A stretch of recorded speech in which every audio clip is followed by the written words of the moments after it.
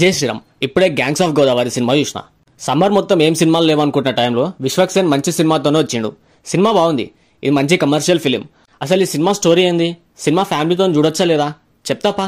Story ఏంటంటే movie మొత్తం రత్న అనే క్యారెక్టర్ జర్నీ పైన ఉంటుంది. The rise and down fall satisfying అని అనిపిస్తాయి. Apart from his journey, Kovvur అనే ఒక ఊర్లో ఒక ఆచారం ఉంటుంది. ఎవరైనా తన శత్రువు పైన అమ్మవారికి కత్తి కడితే వాళ్ళని చంపేదాకా వదలరు. అన్ఫార్చునేట్లీ హీరో పైన తన నలుగురు ఫ్రెండ్స్ కత్తి కట్టేస్తారు. హీరోని చంపేస్తారా లేదా అనే ఒక సబ్ప్లాట్ కూడా ఉంటుంది. ఇక టెక్నికాలిటీస్ విషయానికి వస్తే కొన్ని కొత్త విషయాలు ట్రై చేశారు, ఎస్పెషల్లీ ఇంటర్వెల్ ఫైట్ లో.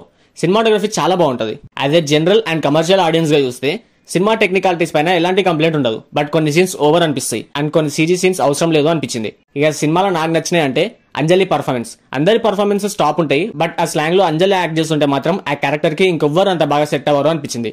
ఇంకా సాంగ్స్, బ్యాక్గ్రౌండ్ మ్యూజిక్, ఇంటర్వెల్ లో ఆ ఎలివేషన్ సీన్ నాకైతే చాలా నచ్చినాయి. నచ్చనివి ఏమైనా ఉన్నాయంటే విశ్వక్సేన్ ఫాదర్ క్యారెక్టర్ లో పర్ఫార్మెన్స్ కన్విన్సింగ్ గా అనిపించలే అండ్ సెకండ్ హాఫ్ కొంచెం లాగ్ అనిపించింది. ఫైనల్లీ ఈ సినిమా చూడొచ్చా లేదా అంటే డెఫినెట్లీ ఎంజాయ్ చేస్తారు. చాలా సర్ప్రైజింగ్ ఎలిమెంట్స్ అయితే ఉంటాయి. ఖచ్చితంగా ఎంటర్టైన్ అవుతారు. విశ్వక్సేన్ ఫ్యాన్స్ కైనా తనని అడ్మైర్ చేసే వాళ్ళకైనా ఈ మూవీ అయితే పండుగ అని చెప్పాలి.